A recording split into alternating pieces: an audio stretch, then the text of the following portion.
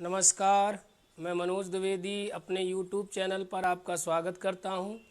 आज हम लोग कक्षा 10 की गणित का टॉपिक है त्रिकोणमिति, जिसके अंतर्गत हम लोगों ने पिछली क्लास में त्रिकोणमिति की बेसिक संरचना को जाना कि त्रिकोणमिति के अंतर्गत त्रिकोणमिति अनुपात कितने होते हैं, कितने त्रिकोणमितीय अनुपात होते हैं, इन त्रिकोणमितीय अनुपात की परिभाषा क्या है, क्या होता है त्रिकोणमितीय अनुपात, ठीक है ना, कैसे निकालेंगे त्रिकोणमितीय अनुपातों के मान।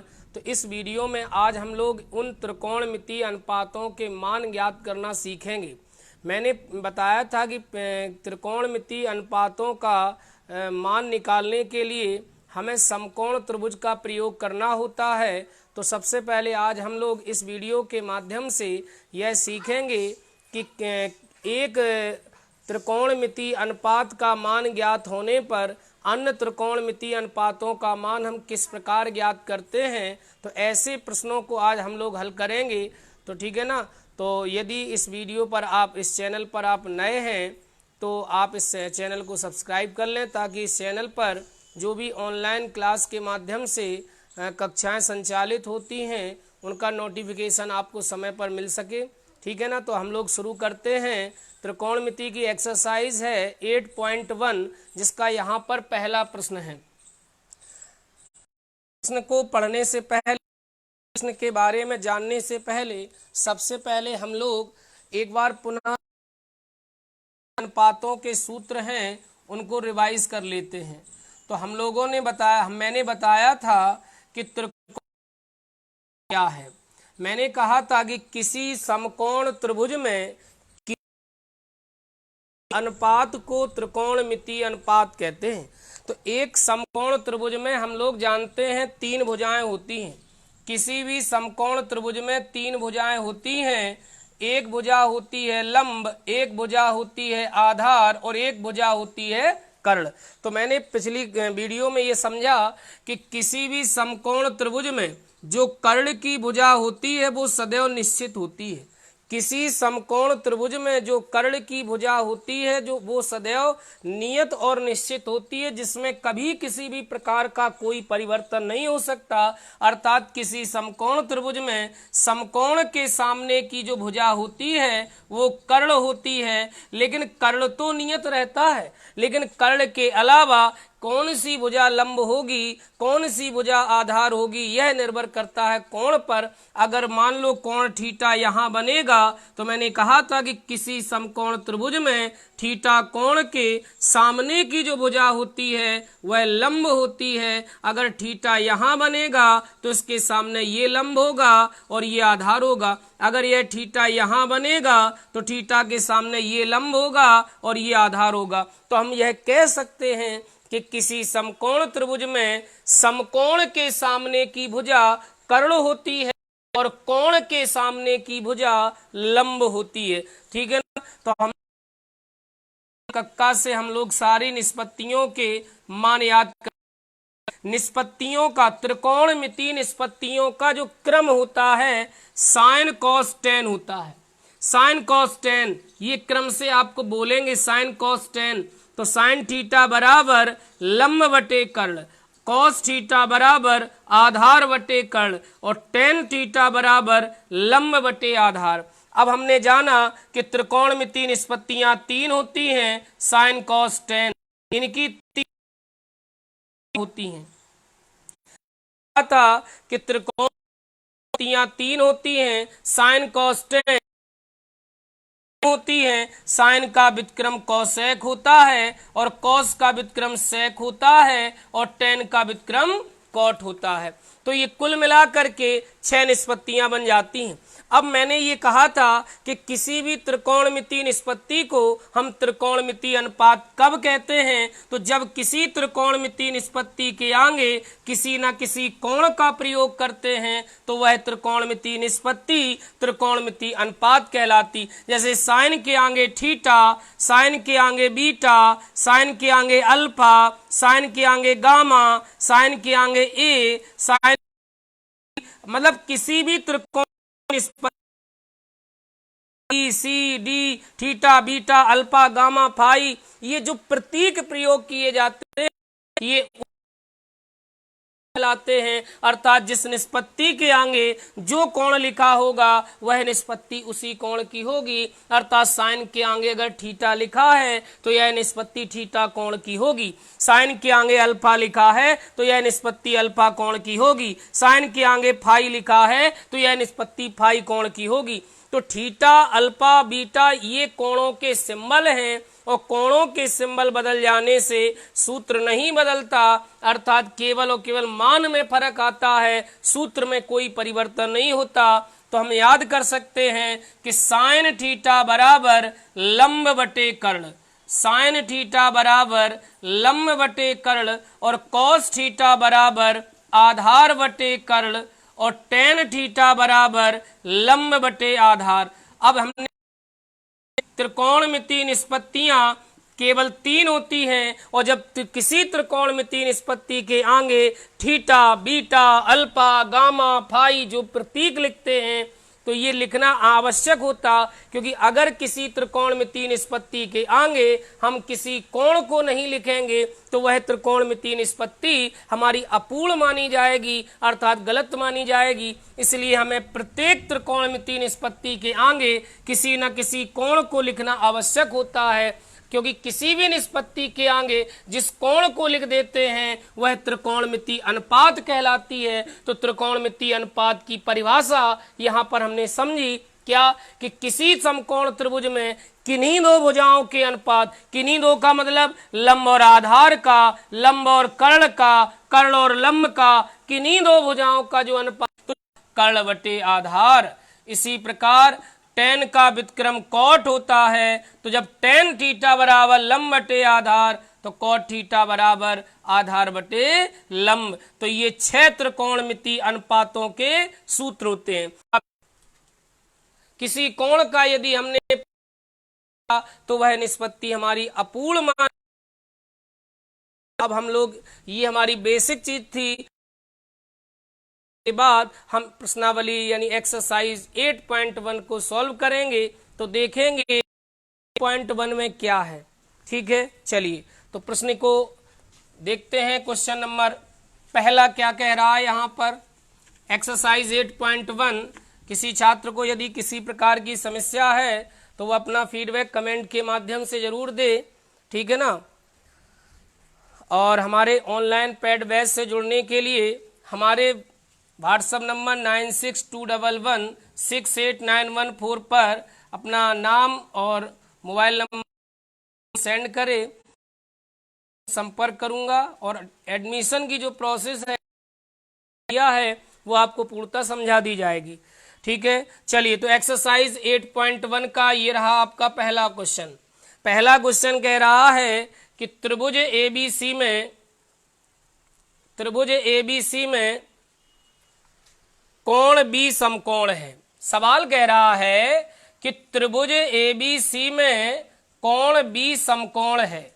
ध्यान दीजिए, मैंने अभी कहा था कि जब किसी त्रिभुज में यदि कोई एक कोण समकोण होता है, समकोण किसे कहते, 90 अंश के कोण को समकोण कहा जाता है। और जब किसी त्रिभुज का एक कोण समकोण होता है तो ऐसे त्रिभुज को हम समकोण त्रिभुज कहते हैं। तो इसका मतलब हम एक समकोण त्रिभुज को बनाएंगे जिसमें कौन सा कोण समकोण है, बी, तो बी को हम समकोण पर लिख देंगे। अब जो कोण समकोण है उसे तो समकोण पे लिख दिया, अब ए और सी बचा सकते आप। तो ये आपका एक समकोण त्रिभुज एबीसी बन गया, जिसमें वो कह रहा है कि एबी भुजा 24 सेंटीमीटर है, बीसी भुजा 7 सेंटीमीटर है। तो कह रहा मान निकालिए, पहले पार्ट में कह रहा साइन ए और कॉस ए का मान निकालिए, दूसरे पार्ट में साइन सी और कॉस सी का मान निकालिए। तो ये हमारा पहला क्वेश्चन है। ठीक है, चलिए इस पे चर्चा करते हैं। ध्यान दीजिए, ए बी भुजा कितनी है, 24। तो ए बी भुजा को ए बी के स्थान पे हमने रख दिया। फिर ज्ञात करनी होगी और तीसरी भुजा ज्ञात करने के लिए पाइथागोरस प्रमेय का प्रयोग करते हैं।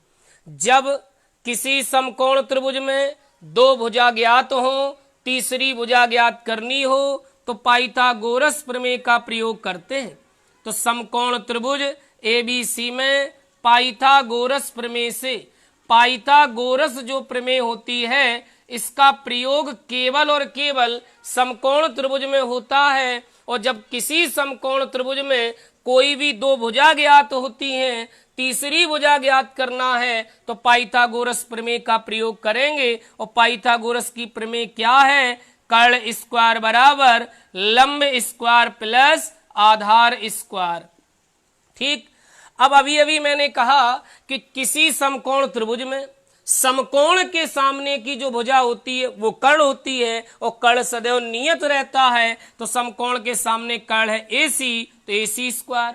लंब और आधार हमको भी पता नहीं, नियत नहीं होता, तो चाहे इसे मान लो चाहे इसे। तो लंब मान लिया 24 और आधार मान लिया 7, तो AC स्क्वायर बराबर 24 का वर्ग। 24 का वर्ग कितना होता बताएं? 24 का जो वर्ग होता है वो 576 होता है। 24 का जो वर्ग होता है वो 576, और 7 का वर्ग होता है 49। तो 576 में 49 जब जोड़ेंगे तो 625 होगा, तो 625 होगा। अब AC के ऊपर स्क्वायर चढ़ा, तो जब आप इससे स्क्वायर हटाओगे तो दाएं पक्ष पे रूट चढ़ेगा। तो जब 625 का आप वर्गमूल लोगे तो ये कितना आएगा? 25, क्योंकि 25 का जो वर्ग होता है वो 625 होता है। तो हमारी जो AC भुजा है वो हमें कितनी प्राप्त हो जाएगी? 25 प्राप्त हो जाएगी। अब एक चीज और बताएं कि मैंने अभी कहा था कि एक समकोण त्रिभुज में केवल एक भुजा जो होती है वो नियत होती है, जो कभी परिवर्तित नहीं हो सकती। वो भुजा का नाम है कर्ण। दूसरी बात, किसी समकोण त्रिभुज में सबसे बड़ी भुजा भी कर्ण होती है। एक समकोण त्रिभुज में अगर सबसे बड़ी भुजा पूछी जाए तो सबसे बड़ी भुजा कौन होती है? कर्ण। तो देखो ये 24 है, ये 7 है, तो ये कितनी है? 25। तो अर्थात सबसे बड़ी भुजा कौन होती है? कर्ण। ठीक है, चलिए आगे ध्यान देते हैं। अब आते हैं प्रश्न पर। तो प्रश्न कह रहा है कि किसका मान निकालिए? साइन ए का। तो पहले तो हमने भी क्या कहा था? साइन के आगे ए लिखा, साइन के आगे बी लिखा, सी लिखा, थीटा लिखा, अल्फा लिखा। इससे निष्पत्र कोणमितीय अनुपात का सूत्र नहीं बदलेगा। कोण का प्रतीक बदल जाने से केवल और केवल मान बदलता है, सूत्र नहीं बदलता, सूत्र नहीं बदलता। ठीक है, तो साइन ए बराबर लंब बटे कर्ण। क्या होता है? लंब बटे कर्ण। अब मान ज्ञात करते समय, मान ज्ञात करते समय हमें केवल इस कोण को देखना है कि ये जो निष्पत्ति दी है ये किस कोण की है। तो हमने देखा साइन के आगे ए कोण दिया, तो ए कोण हमारा ये बन रहा। तो मैंने क्या कहा था? मैंने क्या कहा था कि किसी समकोण त्रिभुज में कोण के सामने की भुजा लंब होती है। ये किस कोण की निष्पत्ति है? ए कोण की। तो ए कोण कहां बन रहा? ये। अगर कोण ए यहां बनेगा तो इसके ठीक सामने की भुजा क्या होगी? लंब। तो इसका मतलब कोण के सामने की भुजा लंब। तो ये किस कोण की निष्पत्ति? ए कोण की। तो ए के सामने ये लंब, तो लंब हो गया 7। कर्ण हमारा नियत है। समकोण के सामने, समकोण के सामने की भुजा क्या होती? कर्ण। कर्ण कितना है? 25। तो ये निकल आया साइन ए का मान। अब किसका निकाल लें? कॉस ए का। तो सूत्र तो वही है, आधार बटे कर्ण। ठीक है, अब ध्यान दीजिए ये किस कोण की निष्पत्ति है? ए कोण की, क्योंकि कॉस के आगे अगर ए लिखा तो ये ए कोण की निष्पत्ति है। तो ए कोण कहां बन रहा है? ये। और तो मैंने क्या कहा कि किसी समकोण त्रिभुज में कोण के सामने की भुजा लंब होती है। तो अगर ये ए कोण की निष्पत्ति है तो ए कोण के सामने ये लंब होगा। जब ये लंब होगा तो ये क्या होगा? आधार। तो आधार है 24, कर्ण हमारा नियत है समकोण के सामने। ये निकल आया कॉस ए का मान। ठीक है, अब किसका मान निकाल लें? साइन सी का मान। सूत्र तो वही है, लंब बटे कर्ण। कोण बदल जाने से सूत्र नहीं बदलता, मान तो बदल सकता है। ये किस कोण की निष्पत्ति है? सी कोण की। तो सी कोण भैया अब ये बन रहा। अगर कोण यहां बनेगा तो कोण के सामने ये लंब होगा, अगर कोण यहां बनेगा तो ये लंब होगा। तो एक समकोण त्रिभुज में लंब और आधार की भुजा हमेशा बदलती रहती है, लेकिन कर्ण की भुजा में कभी किसी प्रकार का कोई परिवर्तन नहीं होता। तो ये किस कोण की निष्पत्ति? सी, और सी कोण के सामने ये क्या है? लंब। लंब कितना है? 24, और कर्ण तो नियत है समकोण के सामने। अब क्या निकालने? कॉस सी। कॉस सी बराबर आधार बटे कर्ण, ठीक है। तो ये भी सी कोण की है, तो कोण सी के सामने ये लंब, और ये लंब है तो ये क्या है? आधार, और कर्ण तो नियत है 25। तो ये इस प्रकार से हम इन त्रिकोणमितीय अनुपातों के मान हम प्राप्त कर सकते हैं, ठीक है ना। किसी प्रकार की कोई दिक्कत हो तो अपना फीडबैक कमेंट बॉक्स में जाकर के जरूर दें। इस ऑनलाइन पेड बैच से जुड़ने के लिए मैंने अभी आपको बताया था कि मेरे व्हाट्सएप नंबर 9621168914 को पर अपना नाम और मोबाइल नंबर लिख करके सेंड करें। एडमिशन की जो प्रक्रिया है वो आपको समझा दी जाएगी, ठीक है। यदि ये क्लास आपको अच्छी लग रही है तो आप जल्द से जल्द इस वीडियो को लाइक कर दें और ज़्यादा से ज़्यादा लोगों को इस वीडियो को शेयर कर दें, ताकि मेरा मोटिवेशन भी बढ़े और ऊर्जा के साथ मैं आपको पढ़ाऊं, ठीक है ना। चलिए आगे देखते हैं, अगले प्रश्न की ओर चलते हैं। Question number 2। क्वेश्चन नंबर 2 कह रहा है दिए गए चित्र में, मतलब क्वेश्चन में चित्र दिया गया है, वो कह रहा है कि दिए गए चित्र में, चित्र क्या, पहले हम चित्र को बना लेते हैं। ये एक समकोण त्रिभुज बना हुआ है जिसका नाम है PQR। ये Q समकोण है। वो कह रहा ये भुजा हमारी 12 है, ये भुजा 13 है। कह रहा दिए गए चित्र में tan P minus cot R का मान ज्ञात करना है। tan P minus cot R का मान हमको निकालना है। तो ध्यान दीजिए, अगर हमें इस त्रिकोणमिति फलन का मान प्राप्त करना है तो इस त्रिकोणमिति फलन में जो भी त्रिकोणमितीय निष्पत्तियां दी हैं, पहले इस चित्र की सहायता से हम इनका मान प्राप्त करेंगे। तो यहाँ चित्र को देखते हैं। चित्र में देखते हैं कि PQR एक समकोण त्रिभुज है जिसमें Q कोण हमारा समकोण है, ठीक है। तो इस समकोण त्रिभुज में हमें केवल 2 भुजा ज्ञात हैं। मैंने अभी कहा कि जब किसी समकोण त्रिभुज में यदि 2 भुजाएं ज्ञात हैं तो सबसे पहले हमें इस समकोण त्रिभुज की तीसरी भुजा ज्ञात करनी पड़ेगी। और मैंने अभी बताया कि किसी समकोण त्रिभुज में जब 2 भुजाएं ज्ञात हों तो तीसरी भुजा ज्ञात करने के लिए पाइथागोरस प्रमेय का प्रयोग करते हैं। तो हम समकोण त्रिभुज PQR में पाइथागोरस प्रमेय का प्रयोग करेंगे। और पाइथागोरस की प्रमेय क्या है? कर्ण का वर्ग बराबर लंब का वर्ग प्लस आधार का वर्ग, ये पाइथागोरस की प्रमेय होती है। समकोण के सामने की भुजा कर्ण होती है। लंब मान लो 12 को तो 12 हो गया, आधार पता नहीं है QR। 13 का वर्ग 169, 12 का वर्ग 144 प्लस का QR स्क्वायर। अब यदि QR हमें निकालना है तो इस 144 को दाएं पक्ष से बाएं पक्ष में लाइए, तो ये बाएं पक्ष में आएगा माइनस का होगा और दाएं पक्ष में बचेगा QR स्क्वायर। क्या बचेगा? QR square. तो घटाइए, कितना बचेगा? 25, ठीक है ना।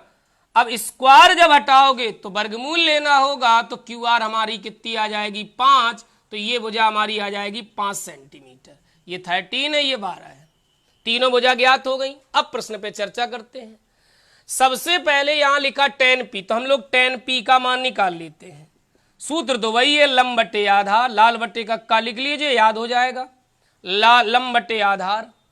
अब हमें यह देखना होगा ये निष्पत्ति किस कोण की है। हमने देखा कि tan के आगे P लिखा, तो ये निष्पत्ति P कोण की है। तो P कोण हमारा ये बन रहा है। तो अगर कोण P यहां बनेगा तो मैंने क्या बताया कि किसी समकोण त्रिभुज में समकोण के सामने की भुजा तो कर्ण होती है और कोण के सामने की भुजा लंब होती है। तो अगर कोण P यहां बना तो इसके ठीक सामने ये लंब हो गया, ये लंब हो गया, तो ये क्या है? आधार। तो लंब कितना है? 5 और आधार कितना है? 12। अब निकाल लो cot R। पहले मान निकाल लेते हैं। सूत्र क्या होगा? आधार बटे लंब, क्योंकि tan का व्युत्क्रम cot होता है। ठीक है। अब ये देखो, ये किस कोण की निष्पत्ति है? आर कोण की। तो आर कोण ये बन रहा। तो अगर कोण यहां बनेगा तो कोण के सामने की ये भुजा लंब होगी।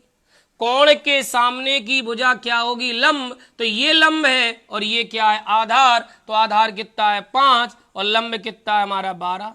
ठीक है। अब किस व्यंजक का मान निकालना है तुमको? tan p minus cot r मान रख दो। tan p का मान 5/12, कॉट r का मान भी 5/12। ये ऋण ये धन कट गया, मान आ गया 0। इतना आसान प्रश्न था, हम लोग कर सकते थे। चलिए, कैसा लगा? अगर अच्छा लगा तो लाइक कर दीजिए। चलिए आगे देखिए अगले प्रश्न को, और वीडियो को शेयर भी कर दीजिए। तो अगले प्रश्न पर चलते हैं, क्वेश्चन नंबर 3 पर। और क्वेश्चन नंबर 3 अगर अच्छी लग रही है क्लास तो जरूर वीडियो को लाइक किया करें। तो क्वेश्चन नंबर 3 क्या कह रहा है? यदि साइने बराबर 3/4 तो कौसे और टेने का मान निकालो। ठीक है, ये प्रश्न दिया गया। कौसे और टेने का मान निकालो। यदि साइने बराबर 3/4 तो कौसे और टेने का मान निकालो। देखिए, यहां जो त्रिकोणमिति अनुपातों का मान हम निकालना सीख रहे हैं, मतलब एक त्रिकोणमिति अनुपात का मान पता है, अन्य दो का मान निकालना है। तो जब एक त्रिकोणमिति अनुपात का मान हमें ज्ञात हो, ऐसी दशा में हमें अन्य त्रिकोणमिति अनुपातों का मान यदि ज्ञात करना है तो हम समकोण त्रिभुज का प्रयोग करेंगे। पहले एक समकोण त्रिभुज की रचना करेंगे। सबसे पहले एक समकोण त्रिभुज बनाएंगे। बस ध्यान ये रहे, समकोण त्रिभुज बनाने के बाद ये याद रखना है कि जिस कोण की निष्पत्ति दी है वह कोण समकोण पर नहीं होना चाहिए। क्यों? क्योंकि ये कोण अज्ञात है, और यहां अगर लिख दिया तो ये तो 90 है, पहले से ज्ञात है। तो जिस कोण की निष्पत्ति हमें ज्ञात हो वह कोण कभी समकोण पर नहीं लिखा जाएगा। तो भैया ए और कहीं भी लिख दो, ये लिख दिया, इधर चाहे कुछ डाल दो, तो ये बन गया ए कोण। अगर कोण ए यहां बनेगा तो कोण के सामने की जो भुजा होगी वो लंब होगी। और साइने बराबर होता क्या? लंब बटे कर्ण। साइने बराबर क्या होता? लंब बटे कर्ण। तो भैया एक कोण के सामने ये तो लंब है, तो लंब हो गया 3 और कर्ण समकोण के सामने। अब हमने देखा कि समकोण त्रिभुज में हमें कितनी भुजाएं ज्ञात हैं? 2। और जब किसी समकोण त्रिभुज में हमें 2 भुजाएं ज्ञात हो तो तीसरी भुजा ज्ञात करने के लिए पाइथागोरस प्रमेय का प्रयोग करते हैं। किसका प्रयोग करते हैं? पाइथागोरस प्रमेय का। ठीक है, तो पाइथागोरस की प्रमेय क्या है? कर्ण स्क्वायर बराबर लंब स्क्वायर प्लस आधार स्क्वायर, ये पाइथागोरस की प्रमेय होती है। किसी समकोण त्रिभुज में समकोण के सामने की भुजा कर्ण होती है। कर्ण दिया 4, लंब ज्ञात नहीं है, आधार 3 दिया गया, 4 का वर्ग 16, AB स्क्वायर 3 का वर्ग 9। इस 9 को बाएं पक्ष में लाओ, तो जब बाएं पक्ष में आएगा तो माइनस का होगा, घटाइए तो कितना बचेगा? 7 बराबर AB स्क्वायर। जब किसी संख्या से वर्ग घटाओगे तो इस पे क्या चढ़ जाएगा? रूट, और 7 का वर्गमूल जो आएगा वो दशमलव में आएगा, क्योंकि ये पूर्ण वर्ग संख्या नहीं है, इसलिए इसको ऐसे ही रख देंगे। तो ये भुजा निकल आई √7। तीनों भुजा ज्ञात हो गई। अब निकाल लीजिए कौसे का मान। कौसे बराबर क्या होता? बताएं जल्दी। आधार बटे कर्ण। क्या होता? आधार बटे कर्ण। ठीक है, ये किस कोण की निष्पत्ति है? ए कोण की। तो ए कोण ये बना। तो कोण के सामने की भुजा क्या होती? लंब। तो ये लंब है, तो ये क्या है? आधार। तो आधार कितना है? √7। कर्ण नियत है समकोण के सामने। अब क्या निकाल लें? टेने। और टेने बराबर क्या होता? लंब बटे आधार। टेने बराबर क्या होता? ये भी ए कोण की निष्पत्ति है, तो कोण के सामने ये लंब और आधार ये है √7। तो इस प्रकार से हम एक त्रिकोणमितीय अनुपात की सहायता से अन्य त्रिकोणमितीय अनुपातों का मान प्राप्त कर सकते हैं। ठीक है ना? अच्छा लग रहा है तो फटाफट लाइक दबाइए। चलिए आगे देखिए, तो क्या बात है, देखिए आगे अगले प्रश्न को। अगला प्रश्न और भी अच्छा है। क्या कह रहा है? क्वेश्चन नंबर 4 कह रहा है यदि 15 cot A बराबर 8 तो साइन A और सेक A का मान ज्ञात करिए। ये पूछा गया है। ठीक है, चलिए। तो उसने ये कहा, क्या कहा कि यदि 15 cot A बराबर 8 तो साइन A और सेक A का मान निकालिए। ध्यान दीजिए, क्या दिया गया हमको? 15 cot A बराबर 8। क्या करें हम यहां पर, बताएं, कमेंट बॉक्स में बताएं क्या करें। तो ध्यान दीजिए, cot A में 15 का गुणा है और गुणा में जो संख्या होती है वो भाग में आती है, तो ये भाग में आ जाएगी। cot A बराबर 8/15, cot A का मान आ गया। पिछले सवाल की भांति क्वेश्चन बन गया कि एक त्रिकोणमितीय अनुपात का मान हमें पता है, अन्य दो का निकालना है। तो जब एक त्रिकोणमितीय अनुपात का मान हमें पता हो और अन्य त्रिकोणमितीय अनुपातों के मान हमें ज्ञात करना हो तो ऐसी दशा में हम क्या करते? एक समकोण त्रिभुज की रचना करते हैं, एक समकोण त्रिभुज बनाते हैं। ध्यान रहे, समकोण पर उसे नहीं लिखा जाएगा जिसका मान दिया। किस कोण की निष्पत्ति दी? ए कोण की। ए समकोण पर नहीं लिखेंगे, कहीं भी लिख दीजिए। तो ये ए कोण बन गया। अगर कोण ए यहां बनेगा तो कोण के सामने की भुजा लंब और समकोण के सामने की भुजा कर्ण। तो cot A बराबर क्या होता? आधार बटे लंब। cot A बराबर आधार बटे लंब। तो कोण के सामने जी हो गया लंब और ये हो गया आधार। तो आधार कितना है? 8। लंब कितना है? 15। हमें तीसरी भुजा निकालनी होगी। तो जब किसी समकोण त्रिभुज में दो भुजा ज्ञात हो, तीसरी भुजा निकालनी हो तो क्या करते हैं? पाइथागोरस प्रमेय का प्रयोग। और पाइथागोरस की प्रमेय क्या है? कर्ण का वर्ग बराबर लंब का वर्ग प्लस आधार का वर्ग। ये क्या है? पाइथागोरस की प्रमेय। और पाइथागोरस प्रमेय का प्रयोग केवल और केवल समकोण त्रिभुज में किया जाता है। और समकोण त्रिभुज में कब किया जाता? जब किसी समकोण त्रिभुज में हमें दो भुजा ज्ञात हो, तीसरी भुजा ज्ञात करनी हो तो क्या करते? पाइथागोरस प्रमेय का प्रयोग करते। तो कर्ण कहाँ है? समकोण के सामने, AC स्क्वायर, लंब 8 का स्क्वायर, आधार 15 का स्क्वायर। तो भैया 8 का स्क्वायर हुआ 64, 15 का स्क्वायर हुआ 225 और 225 में 64 जोड़ दिए 289 और 289 का जो वर्गमूल आएगा वो कितना आएगा? 17। तो ये भुजा आ गई 17। अब जब यह भुजा निकल आई तो अब हम क्या कर सकते हैं? अब हमें किसका मान निकालना था? साइन A और सेक A का। तो अब हम निकाल सकते हैं साइन A का मान। साइन A बराबर लंब बटे कर्ण। साइन A बराबर क्या होता? लंब बटे कर्ण। किस कोण की निष्पत्ति? ए कोण की। तो कोण के सामने की भुजा लंब, लंब कितना है? 15 और कर्ण निश्चित होता है समकोण के सामने। अब क्या निकालने? सेक A। सेक A बराबर कर्ण बटे आधार, क्योंकि कौस का व्युत्क्रम कौस A बराबर आधार बटे कर्ण, तो कर्ण बटे आधार। तो कर्ण कितना है? 17। किस कोण की निष्पत्ति? ए। तो ए कोण के सामने क्या होगा? लंब। तो ये क्या है? आधार, आधार है 8। ये निकल आया इन निष्पत्तियों का मान। कैसा लगा बताएं। चलिए अगले प्रश्न की ओर चलते हैं।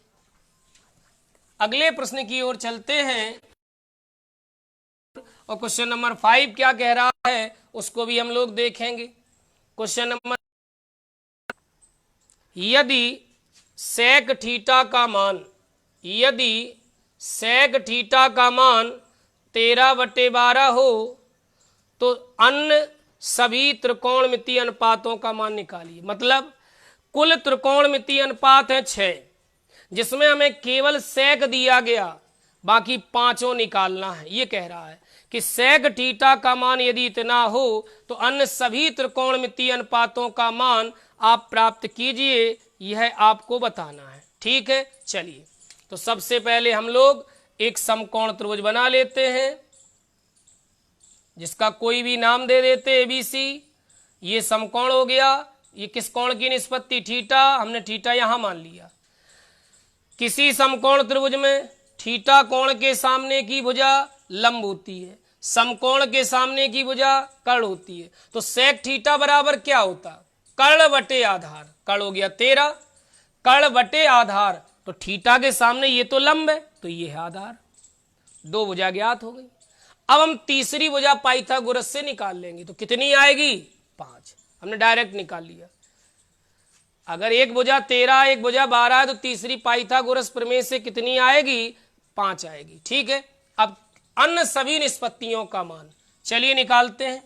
साइन थीटा बराबर क्या होता? लंब बटे कर्ण। किस कोण की? सभी थीटा कोण की निष्पत्ति। तो एक बार समझ लीजिए, थीटा के सामने ये क्या है? लंब। कर्ण तो नियत है, समकोण के सामने कभी नहीं बदलता। कॉस थीटा बराबर आधार बटे कर्ण।